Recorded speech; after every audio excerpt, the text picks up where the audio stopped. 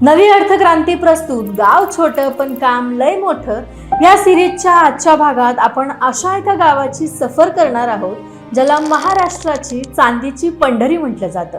हे ठिकाण म्हणजे कोल्हापूर जिल्ह्यातील हुपरी। कोल्हापूर शहरापासून अवघ्या 20 किलोमीटर अंतरावर असलेलं हुपरी केवळ महाराष्ट्राचंच नाही तर देशातील चांदी उद्योगाचं सर्वात मोठं केंद्र आहे, जिथे दरवर्षी हजारो टन चांदीवर प्रक्रिया होते। तिथल्या जवळपास 75% घरांमध्ये चांदीचे दागिने घडवले जातात। आज हुपरीमध्ये सुशिक्षित तरुणही शेती किंवा नोकरी सोडून अभिमानाने चांदीचा व्यवसाय करतात। इथली दागिने केवळ घराघरातच नाही तर अमेरिका, युरोप आणि आखाती देशात सुद्धा निर्यात होतात। हुपरीमध्ये चांदीच्या कामाची सुरुवात साधारण 1904 मध्ये झाली। सुरुवातीला सोन्याऐवजी चांदीवर कलाकुसर करण्यास सुरुवात केली आणि पाहता पाहता पूर्ण गाव चांदीमय झालं। हुपरीच्या एकूण लोकसंख्येपैकी जवळपास 40,000 लोक प्रत्यक्ष आणि अप्रत्यक्षपणे चांदी उद्योगाशी जोडले गेलेले आहेत। हुपरीची ओळख म्हणजे इथली हाताने केलेली कलाकुसर। इथे मशीनपेक्षा मानवी कौशल्याला जास्त महत्त्व आहे।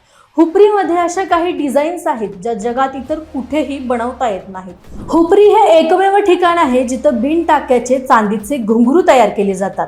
हे तंत्रज्ञान आजही इतर कोणालाही सहज जमलेले नाही।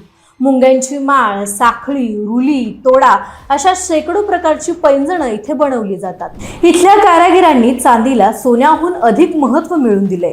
याच कलेमुळे आज हे गाव आर्थिकदृष्ट्या इतकं सक्षम आहे की इथली उलाढाल पाहून एखाद्या मोठ्या MIDCलाही आश्चर्य वाटेल। असे मानले जाते की हुपरीतील अंबाबाईच्या मंदिराच्या स्थापनेनंतरच या गावाची खरी भरभराट झाली। आजही नवीन कामाची सुरुवात करताना अंबाबाईचा आशीर्वाद घेतल्याशिवाय हुपरीचा कारागीर कामाला हात लावत नाही। हुपरीचं सर्वात मोठं यश काय माहितीये? इथल्या घराघरात उद्योजक जन्माला येतो। स्त्रिया घरकाम सांभाळून चांदीच्या साखळ्या जोडतात तर तरुण मुले या कलेला आधुनिक डिझाईन्सची जोड देतात। मार्केटिंगसाठी पदवी नसतानाही या गावाने जगाला दाखवून दिले की क्वालिटी असेल तर जग सुद्धा तुमच्या दारी येतं। कशी वाटली ही सिल्वर सिटी आम्हाला कमेंटमध्ये नक्की सांगा आणि या कोल्हापुरी कलेसाठी हा व्हिडिओ जास्तीत जास्त शेअर करा।